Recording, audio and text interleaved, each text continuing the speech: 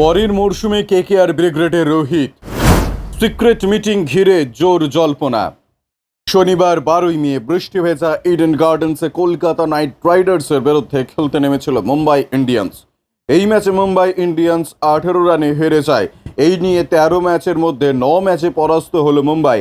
আগামী 17ই মে লখনৌ সুপার জায়ান্টসের বিরুদ্ধে মরশুমের শেষ ম্যাচ খেলতে নামবে। ইতিমধ্যে মুম্বাই ইন্ডিয়ান্স 5 বার আইপিএল খেতাব জয় করলেও চলতি মরশুমে ইতিমধ্যে প্লে অফের লড়াই থেকে ছিটকে গিয়েছে। শনিবার বৃষ্টির কারণে ম্যাচ শুরু হতে খানিকটা দেরি হয়। টসের আগে মুম্বাই ইন্ডিয়ান্সের তারকা ওপেনার তথা প্রাক্তন অধিনায়ক রোহিত শর্মাকে কলকাতা নাইট রাইডার্স দলের সঙ্গে দেখতে পাওয়া যায়। ইতিমধ্যে গুঞ্জন শুরু হয়ে গিয়েছে মুম্বাই ইন্ডিয়ান্স দলের তারকা ওপেনার রোহিত শর্মা এবং কলকাতা নাইট রাইডার্স দলের মধ্যে কোনো গোপন বৈঠক করা হয়েছে।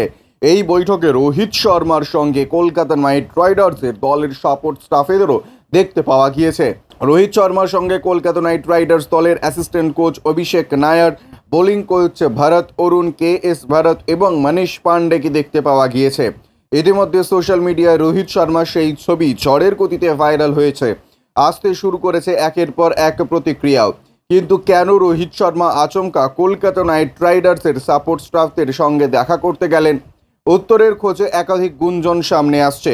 অনেকেই অনেক রকম মন্তব্য করেছেন। সোশ্যাল মিডিয়ায় আলোচনা শুরু হয়ে গিয়েছে যে পরের মরশুমে মুম্বাই ইন্ডিয়ান্স ছেড়ে রোহিত শর্মা নাকি কলকাতা নাইট রাইডার্সে যোগ দিতে চলেছেন।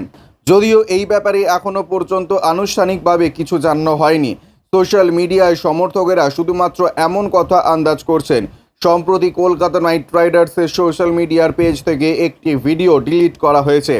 সেই ভিডিওয় রোহিত শর্মাকে কলকাতা নাইট রাইডার্সের দলের অ্যাসিস্ট্যান্ট কোচ অভিষেক নায়ারের সঙ্গে আলোচনা করতে দেখা গিয়েছিল। ব্যুরো রিপোর্ট, ইউজে নিউজ।